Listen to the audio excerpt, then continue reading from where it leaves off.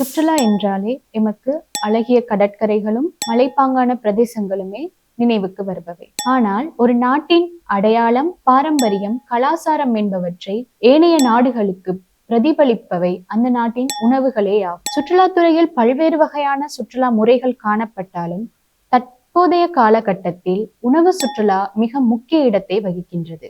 தற்போதைய சுற்றுலா பயணிகள் வெறும் இடங்களை மட்டும் பார்வையிடாது அந்த மண்ணின் பாரம்பரியம், அடையாளம், கலாசாரம் என்பவற்றை அனுபவிக்கவே பெரிதும் விரும்புகின்றனர். எனவே உணவு என்பது ஒரு பிரதேசத்தின் பண்பாடு, கலாசாரம் ஆகியவற்றை பிரதிபலிப்பதாக அமைகின்றது. இலங்கையை பொறுத்தவரையில் மலையகம் மற்றும் தென்னிலங்கையே பிரதான பேசுபொருளாக அமைவன. ஆனால் வடபகுதியில் தற்போது யாழ்ப்பாணத்தில் நடைபெற்ற இந்த உணவு திருவிழா தனது ஒட்டுமொத்த கவனத்தையும் வடபகுதியை நோக்கி திருப்பியுள்ளது.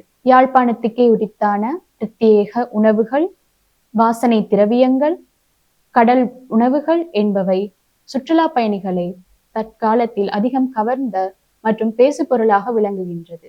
இந்த யாழில் நடைபெற்ற இந்த உணவு திருவிழா மூலம் சுற்றுலாத்துறை மாத்திரமல்லாது உள்ளூர் சிறு வர்த்தக உற்பத்தியாளர்களும் பெரிதும் பயனடைந்துள்ளனர்.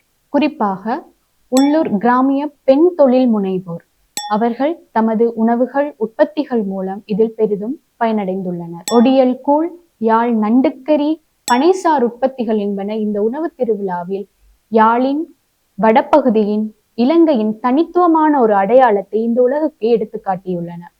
பாரம்பரிய உணவுகளின் உற்பத்தி அதிகரித்ததுடன் உணவகங்கள், விடுதிகள் மற்றும் முச்சக்கர வண்டி ஓட்டுநர்கள் உள்ளிட்டவர்கள் வரை இந்த உணவு திருவிழாவினால் பெரும் பயனடைந்துள்ளனர். சமூக வலைத்தளங்களில் உணவு வலைப்பதிவர்கள் மூலமாக இந்த உணவு திருவிழா சர்வதேச அரங்கு வரை கொண்டு செல்லப்பட்டது. இந்த காணொளிகள் மூலம் யாழ்ப்பாணத்தின் உணவு பண்பாடு உலகளவில் சுற்றுலா பயணிகளின் கவனத்தை ஈர்த்தது என்றால் மிகையாகாது. அது மாத்திரமல்லாது உள்நாட்டில் இருவேறு கலாசாரங்களை கொண்ட மக்களையும் இந்த உணவு திருவிழா ஒன்றிணைக்கும் பாலமாக அமைந்திருந்தது. வடக்கின் விருந்தோம்பல் மற்றும் அதன் அமைதியான தளத்தை உலகுக்கு எடுத்து கூறும் ஒரு தளமாகவும் இந்த உணவு திருவிழா அமைந்திருந்தது. சுற்றுலாத்துறை மூலம் சுமார் 3 பில்லியன் அளவு வருமானம் இலங்கைக்கு கிடைக்கும் நிலையில் இவ்வாறான உணவு திருவிழா வெறும் நிகழ்வாக மாத்திரம் அமைந்து விடாது.